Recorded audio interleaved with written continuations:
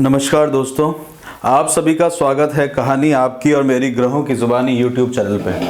इसमें आज जो हम लोग बात करेंगे सिंह लग्न की वीकली प्रेडिक्शन कैसा रहेगा 13 सितंबर से 19 सितंबर के बीच में। सूर्य जो है वो आपके लग्न पर बैठे हुए हैं, आपके लग्नाधिपति हैं। सूर्य उत्तरा फाल्गुनी नक्षत्र में एंटर कर जाएंगे 13 सितंबर को।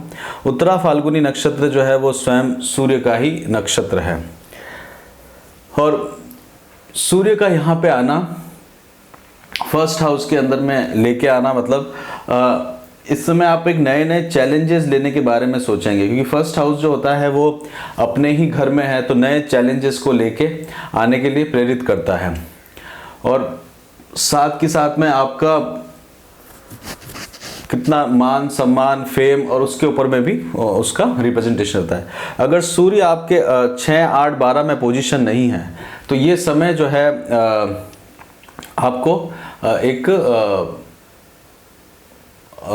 अच्छा समय देते हुए दिखेगा, मतलब जिसमें से स्पेशली अगर अष्टम स्थान और 12वें स्थान पे नहीं है तो छठे स्थान में है तो शत्रुओं के लिए समय आप देते हुए इस समय व्यतीत करेंगे। रोग ऋण और उसके अंदर में आपका कार्य देखने को मिलेगा। सूर्य का फर्स्ट हाउस के अंदर में रहना एक तरह से नई नई प्लानिंग करने के बारे में आप विचार कर सकते हैं। सूर्य जो है वो 17 सितंबर को आपके सेकंड हाउस में आ जाएंगे। 17 सितंबर को सूर्य जो है वो आपके सेकंड हाउस के अंदर में उनका परिवर्तन होगा। तो वहाँ पे सूर्य जो है घर के अंदर में आएंगे, आपके रिलेटिव्स के अंदर में आएंगे, आपके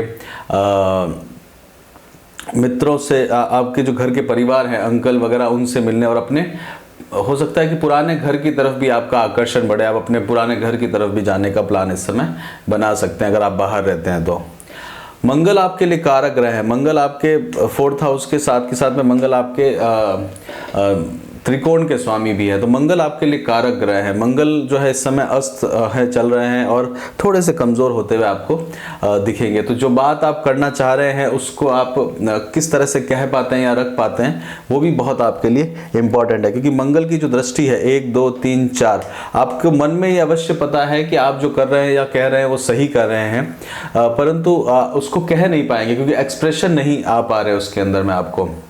और मंगल वाणी के स्थान में है तो हो सकता है कि कुछ ऐसी बात आप सरकास्टिक वे के अंदर में बोल जाएं जिसके अंदर में सावधान रहने की आवश्यकता है। अगर साथ के साथ में मंगल जो है 1, 2, 3, 4, 5, 6, 7, 8 अष्टम स्थान में है। यात्राओं को लेके एक तरह के आपके यात्राओं से भी लाभ लेने की आप कोशिश करेंगे, क्योंकि धन के कारक हैं, धन के अंदर में बैठे हुए हैं। बुध जो है वो अपनी ही राशि के अंदर में बैठे हुए हैं।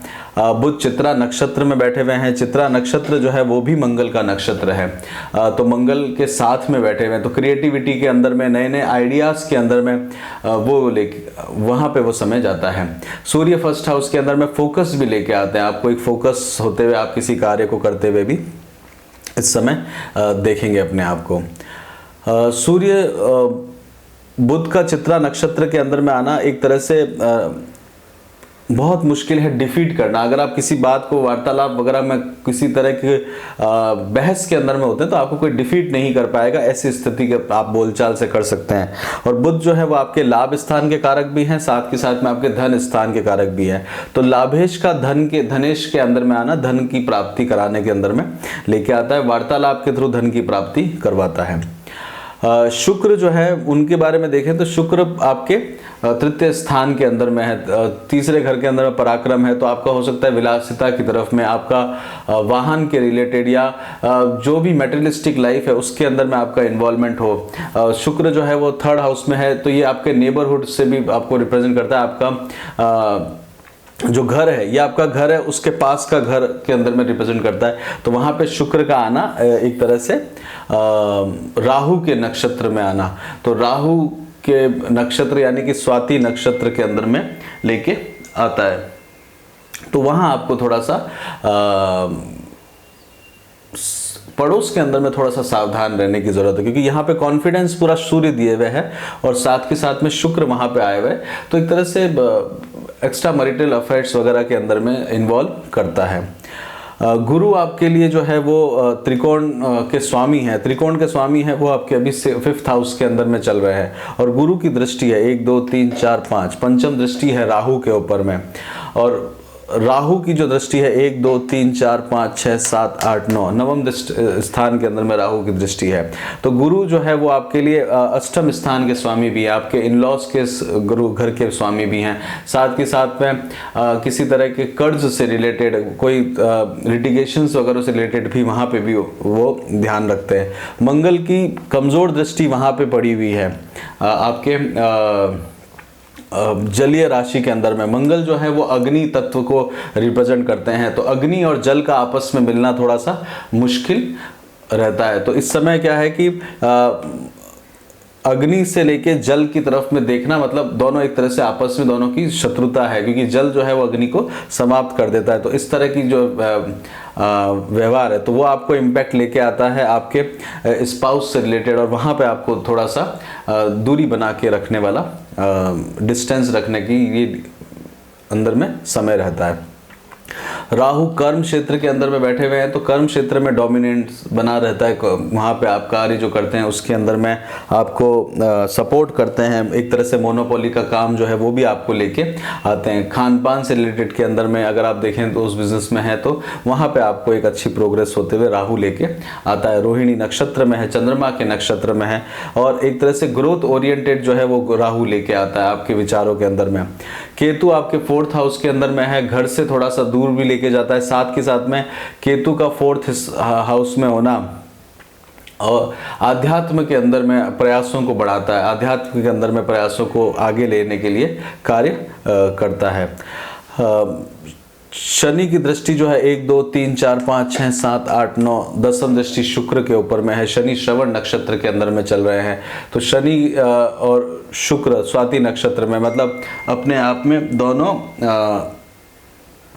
जो है अपने मित्र ग्रह है एक तरह से, परंतु शनि जो है वो सूर्य को अपना इतना अधिक मित्र नहीं मानता। आपके लिए 7वें स्थान और आपके लिए 6ठे स्थान के स्वामी कहलाए जाते हैं। तो यहाँ पे स्पाउस से रिलेटेड आपको ध्यान देने की जरूरत है, क्योंकि डिग्री जो है वो 13 डिग्री 21 से 13 डिग्री 7 मिनट पे मूवमेंट रहेगा शनि का, और गुरु भी वहाँ पे रहेंगे। तो धन की जो कमी आपको इस समय देखने को ज़रूर मिलेगी। हो सकता है अंकल से भी आपको सपोर्ट मिला पड़े, मतलब अपने मदर के भाई से आपको सपोर्ट लेने की इस समय आवश्यकता पड़ सकती है। बैंक से अगर आप लोन लेना चाहते हैं तो लेने के लिए आपको प्रयास करना पड़ेगा। हालांकि शनि और गुरु साथ में है, तो शनि जब गुरु जब है शनि के नक्षत्र में जाते हैं तो एक तरह से पुष्य नक्षत्र भी कहलाया जाता है। तो उस समय भी लंबी प्लानिंग के लिए आप जो है कार्य करते हुए उस समय अपने आप को देखेंगे। गुरु की दृष्टि आप देखेंगे तो 1 2 3 4 5 6 7 8 9, नवम दृष्टि से देख रहे हैं मंगल को। तो चेष्टा बल जो है गुरु का ऑलरेडी यहाँ पे बढ़ा हुआ है, और नॉलेज गेन करने के लिए, मेहनत करने के लिए, उसके लिए आपको समय जो है वहाँ पे इन्वॉल्व करता रहेगा। चंद्रमा की पोजीशन से देखते हैं चंद्रमा किस तरह से इम्पैक्ट लेके आएंगे। चंद्रमा जो है वृश्चिक राशि के अंदर में रहेंगे, अनुराधा नक्षत्र के अंदर में, शनि के नक्षत्र में रहेंगे। तो ये पहला दिन जो 13 तारीख रहेगा, ये आपका थोड़ा सा व्यस्त होते हुए रहेगा। मन के अंदर में किसी कार्य को करते हुए कोई सेटिस्फेक्शन वगैरह के अंदर में, मन के अंदर में सेटिस्फेक्शन नहीं आ पाएगा। जितना आप मेहनत कर रहे हैं उसके अंदर में आपको थोड़ा सा मन में लगेगा कि जो स्थिति है यथा स्थिति बनी जाए, क्योंकि अनुराधा नक्षत्र जो है वो स्थिति को रिप्रेजेंट करता है, मेंटेन रिप्रेजेंट करता है। तो उस समय आप मेंटेन करने की कोशिश उस समय करेंगे। आध्यात्म के प्रति ये दिन आपका बहुत अच्छा रहने वाला है, क्योंकि चंद्रमा की इंटेंसिटी बहुत अच्छी है और सूर्य और चंद्रमा बहुत अच्छे मित्र हैं। परिवार के अंदर में कुछ प्राप्त करने के लिए या कुछ खुशहाली के लिए हो सकता है व्यय भी हो सकता है, क्योंकि चंद्रमा जो है आपके व्यय स्थान के स्वामी हैं। तो घर के लिए कुछ खर्चा करते हुए भी आप इस समय अपने आप को देख सकते हैं। 14 सितंबर को जाएंगे ज्येष्ठा नक्षत्र। ज्येष्ठा नक्षत्र बुध का नक्षत्र है, वाणी से रिलेटेड काम के अंदर में आपको इन्वॉल्व करेगा।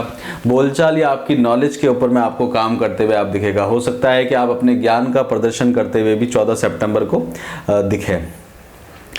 15 सितंबर को आप देखेंगे तो पूर्वाषाढ़ा नक्षत्र के अंदर में चंद्रमा जाएंगे। पूर्वाषाढ़ा नक्षत्र जो है वो अपने आप में सूर्य का नक्षत्र है आपके, तो वहाँ पे सूर्य और चंद्रमा के साथ में रहेंगे। और इस समय 15 तारीख को बहुत डिग्री कम रहेगी सूर्य की ऑलमोस्ट जो है वो 30 डिग्री के नज़दीक आ चुके होंगे। तो सीनियर अथॉरिटीज़ वगैरह इनके साथ में आपका इन्वॉल्वमेंट होगा। कुछ बातें आप तर्क पूर्वक रखने की कोशिश करेंगे। हो सकता है कि मन में कुछ जवाब जो है वह उस तरह से आपको ना मिल पाए, क्योंकि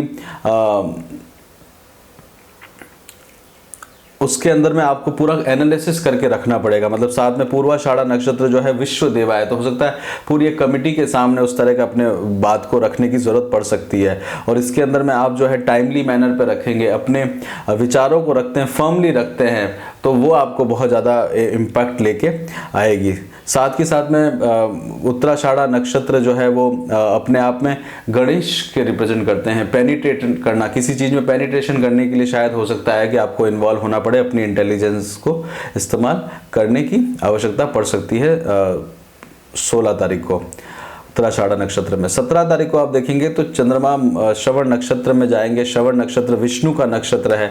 किसी भी चीज़ को बनाने के लिए, लय करने के लिए स्थिति को करेंगे। स्पाउस के रिलेटेड आपको ध्यान देने की इस समय ज़रूरत पड़ेगी।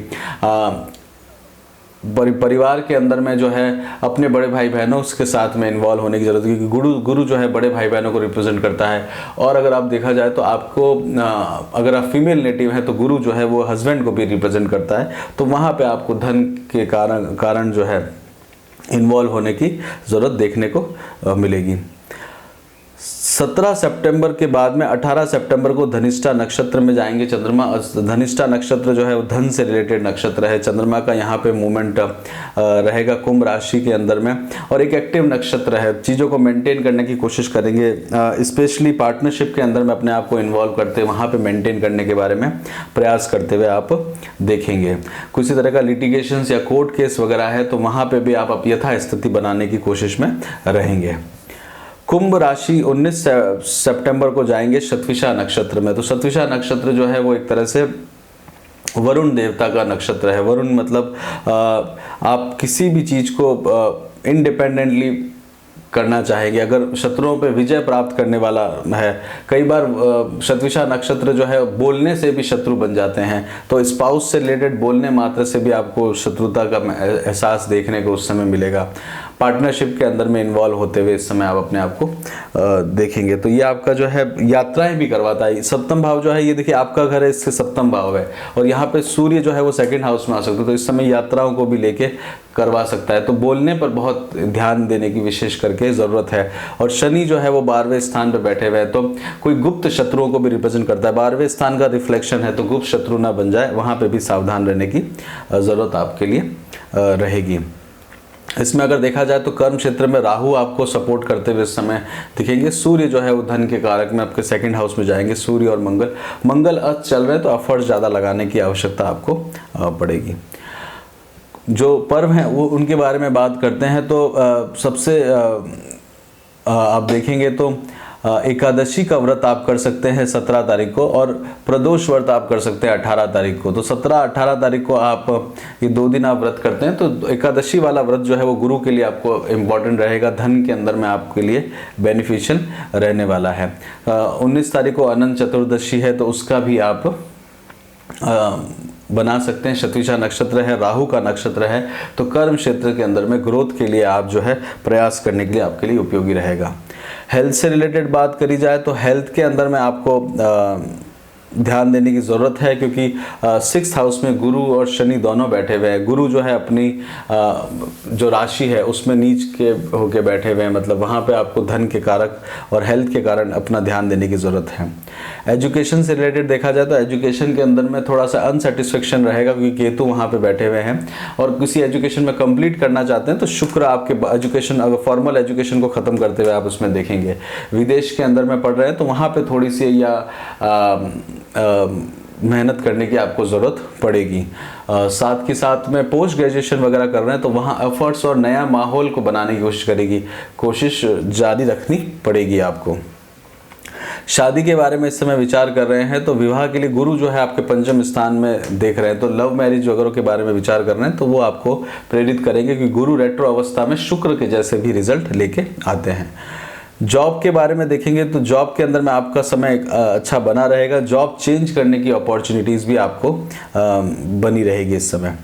बिज़नेस के बारे में आप प्लान कर रहे हैं तो बिज़नेस के अंदर में अभी नए आइडियाज़ को थोड़ा सा समय दे दीजिए, थोड़ी सी लगाम रखिए, क्योंकि शनि और गुरु की युक्ति 6th हाउस में बैठी हुई, तो कर्जा लेके काम करने में नुकसान हो सकता है। और धन के कारक ग्रह में, धन में क्या है, मंगल और बुध बैठे हुए हैं, तो मंगल की स्थिति थोड़ी सी कमज़ोर है। बुध आपको बिजनेस के अंदर में प्रेरित करेंगे, बट मंगल की स्थिति थोड़ी सी कमज़ोर है, इस कारण थोड़ा सा समय देने की ज़रूरत है। इसी के साथ ही यहीं पे रोकते हैं सिंह लग्न के लिए वीकली प्रोडक्शन। आपको कैसा लगा आप ज़रूर बताइएगा, लाइक शेयर और सब्सक्राइब करिएगा और अपना खूब ध्यान रखिएगा। खुश रहिएगा। जय श्री राम।